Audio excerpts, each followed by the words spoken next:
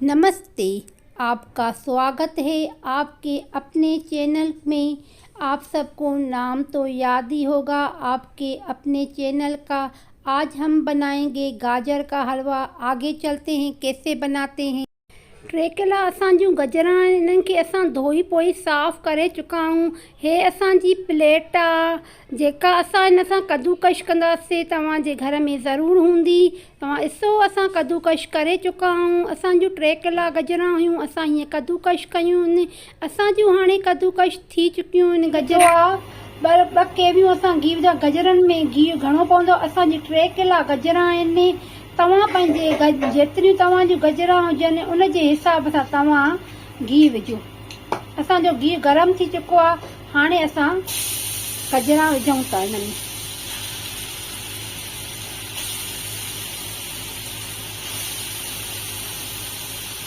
ॾिठो त असां गजरां विझी चुका आहियूं। हाणे असां हिन गजरनि खे उलट पुलट कंदासीं, यानी कि असां हिननि खे उथलाईंदासीं। जीअं मां ॾिसो था कीअं कयां थी, तव्हां बि ईअं कयो जीअं असांजो हिकु करी थी वञे। असांजो आहिस्ते आहिस्ते गजरां हेठि थी वेंदियूं, नरम थी वेंदियूं। असां गजरुनि खे हाणे ढकु ॾेई करे रखी छॾींदासीं तक़रीबन 10 मिंट। जीअं असांजूं गजरां नरम ऐं सॉफ्ट थी वञनि त अॻिते मां तव्हांखे ॿुधायां।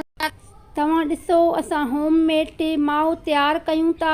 असां गजरनि जे सीरे में विझण लाइ होममेड माओ असां तयारु कंदा आहियूं त जीअं असांजो गजरनि जो सीरो तमामु घणो मज़ेदार ऐं टेस्टी तयारु थिए। इन करे त जीअं असांजो ज़बरदस्त मज़ेदार तव्हां बि ईअं तयारु कयो त तव्हांजो बि गजरनि जो सीरो तमामु घणो सुठो तयारु थींदो। तव्हां मूंखे ॿुधाइजो, कमेंट कजो त मां तव्हांखे इहो माओ मां तव्हांखे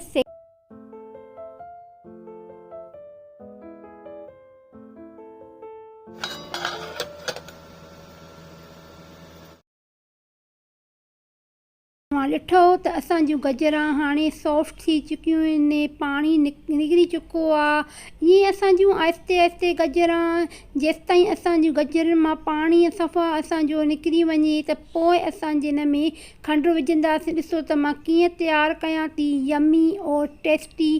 हाणे असांजूं गजरां सॉफ्ट थी चुकियूं आहिनि, गिहु निकिरी चुको आहे ऐं नरम थी वियूं आहिनि। तव्हां थोरी खाई ॾिसो त तव्हांजी गजरां ॻरी वियूं आहिनि। हाणे असां हिन में खंडु विझंदासीं। अॻिते हलूं था त उनखे असां कीअं तयारु कयूं था।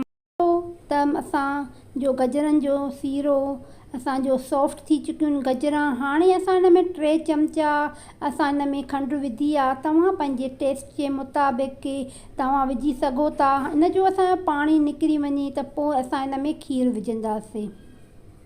ॾिसो त असांजूं खंडु ॻरी चुकी आहे। हाणे असां हिन में खीरु विझंदासीं। असांजूं 3 किला गजरां हुयूं, इन में असां अधु किलो खीरु विझंदासीं।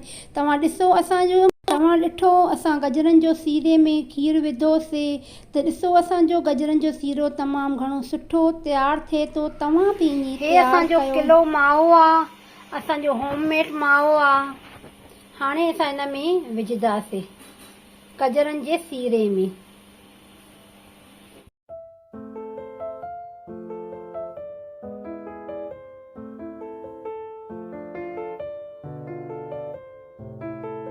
ॾिसो असां माओ विझी चुका आहियूं। हाणे असां हिन में अधु किलो खीरु विधोसीं गजरनि जे सीरे में। उन में असांजूं 3 किला असांजूं गजरां हुयूं ऐं किलो माओ विधोसीं। 3 चमचा असां खंडु विधीसीं।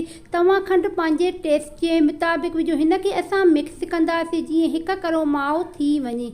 असां गजरनि जे सीरे में माओ विधोसीं। असां 1 करो मिक्स थी चुको आहे। असांजो गजरनि जो सीरो तयारु थी चुको आहे। असां हाणे हिन में ड्राई फ्रूट विझंदासीं। तव्हां पंहिंजे टेस्ट जे मुताबिक़, यानी कि जेको तव्हांखे ड्राई फ्रूट पसंदि हुजे तव्हां हिन में विझो। हिन में मिक्स करे छॾींदासीं। जीअं पोइ ॿियो असां ड्राई फ्रूट असां डेकोरेशन जे लाइ विझंदासीं।